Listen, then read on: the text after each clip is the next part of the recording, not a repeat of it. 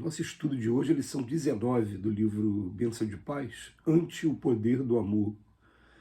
Porque Deus amou o mundo de tal maneira que deu o seu Filho unigênito para que todo aquele que nele crê não pereça, mas tenha vida eterna. João, no capítulo 3, versículo 16. Ninguém conseguiria manter a ordem sem a justiça, mas ninguém constrói a paz sem amor. Não se negará merecimento à colônia penal que reúne os doentes de espírito, como não se recusa a preço ao hospital que congrega os doentes do corpo.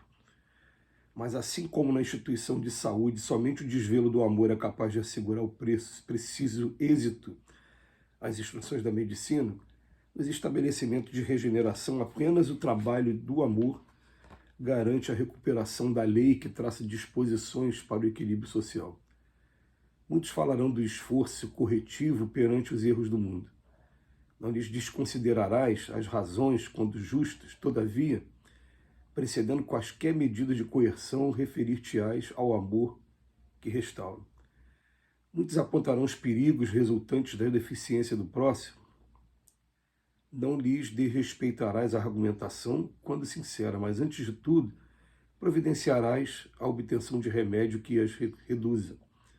Assim deve ser de vez que, por enquanto, na terra, para legiões de acusadores diante da vítima do mal, existem raros advogados para o socorro do bem. Ama sempre, e quando estiveres a ponto de descrer do poder do amor, lembra-te do Cristo. O Senhor sabia que o mundo de seu tempo estava repleto de espíritos endividados perante a lei, que ele não poderia invalidar os arestos da justiça para o reajustamento dos culpados. Compreendia que as criaturas hipnotizadas pelo vício não lhe dariam a atenção, que devia contar com a hostilidade daqueles mesmos a quem se propunha beneficiar. Permanecia convicto de que o extremo sacrifício lhe seria o coroamento da obra. Entretanto, como substanciando em si mesmo o infinito amor que Deus consagra à humanidade, veio ao mundo mesmo assim. Que lição linda! Quem já compreende as etapas evolutivas que o espírito ultrapassa até chegar do simples e ignorante à perfeição, vai entender que a gente passa por períodos ainda muito primitivos, muito selvagens, muito violentos nesses primeiros degraus. E a gente só chegou até aqui por conta do amor e da paciência de muitos tutores que a gente teve pelo caminho.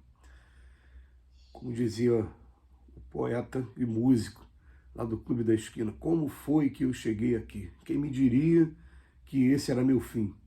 A gente parar para olhar que merecimento eu teria lá no início, quando eu era ainda embrutecido, para hoje estar vivendo a vida que eu estou vivendo. Foi alguém que teve muito amor e muita paciência.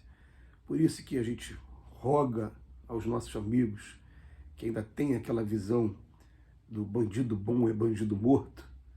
A gente fala para eles assim, o bandido bom seria o bandido segregado, mas ao mesmo tempo tendo oportunidades de regeneração.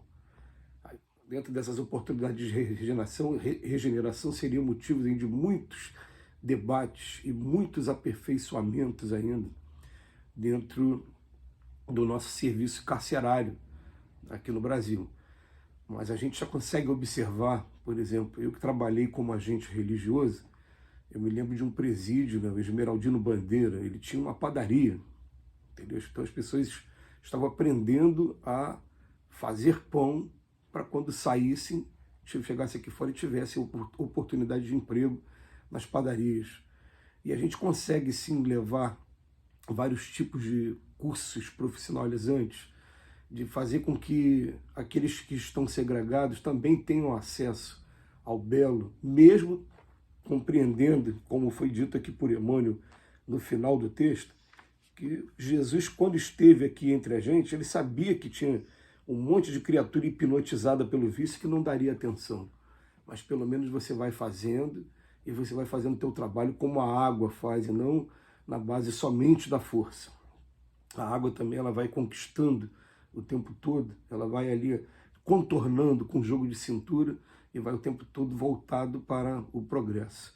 Então, o convite que o Emmanuel faz hoje é um dos convites mais bonitos. Ele fala para a gente o seguinte: você precisa sim, né, de ter uma colônia penal, que diz lá no Livro dos Espíritos, na Lei de Progresso, que uma sociedade depravada precisa de leis penais mais severas.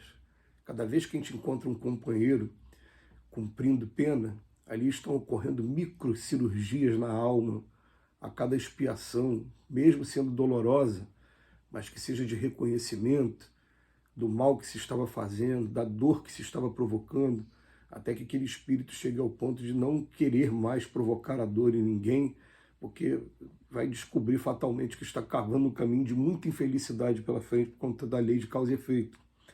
Então, precisa sim de uma colônia penal e precisa também de medicina, de médicos.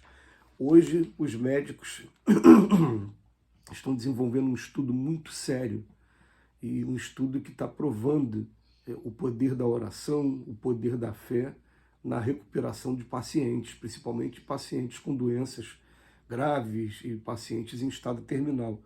Quer dizer, está mostrando que quanto mais a pessoa se sente acolhida, e por isso a gente tira o chapéu aqui, né, gente? A gente tem a impressão de que no hospital o papel do enfermeiro ele chega a ser mais importante, muitas das vezes, do que o papel do médico. Porque é o enfermeiro que está no trato diário, é o enfermeiro que está naqueles movimentos de higiene, é o enfermeiro que está toda hora levando o remédio no horário certo. Então, é das tarefas mais nobres. Se aquele enfermeiro faz aquilo de má vontade, com uma energia já carregada, ele está comprometendo todo o trabalho. Agora, se ele vem com carinho, vem cumprimentando e vem fazendo com que a pessoa passe por aquele momento, que é um momento de crise complicado, você também está segregado da sua família dentro de um hospital, num leito de hospital. Então, quanto mais amor, quanto mais carinho você tiver naquele momento, mais a sua recuperação vai ser rápida. Então, o Emmanuel vem falar para a gente da maneira de como a gente deve agir através do amor sempre, sempre através do amor. E quando estiveres a ponto de descrer nesse poder, vamos lembrar do Cristo. O Cristo, ele não poderia invalidar a justiça da época. Aliás, ele foi submetido à justiça da época. Pôncio Pilatos, que era o representante de Roma, era aquele que poderia salvar a vida do Cristo. Ele se omitiu, ele jogou a culpa para cima dos judeus, falou: eu lavo minhas mãos, não vai ser eu que condenar, não, que vou condenar, não. Vocês querem condenar? O problema é de vocês. Aí parece que na história ele ficaria assim: não fui eu, não, mas ele poderia ter evitado e não evitou, né? Então o que acontece? Não mudou esses arestos da justiça. Ele sabia que tinha muita gente viciada que não ia dar atenção, mas mesmo assim ele permanecia convicto de que o extremo sacrifício lhe coroaria a obra dele. E consubstanciado em si mesmo, o infinito amor que Deus consagrou à humanidade, ele veio ao mundo mesmo assim.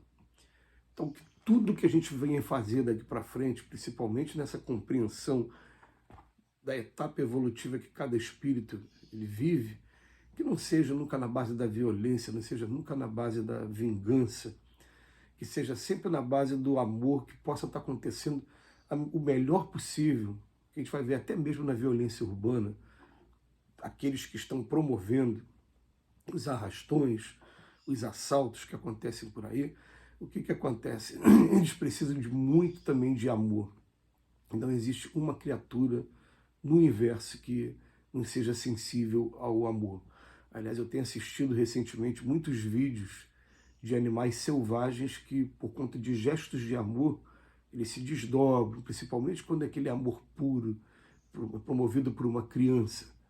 E se desdobram, se desmontam, porque não tem uma criatura, um ser que não fique sensibilizado com uma atitude de amor.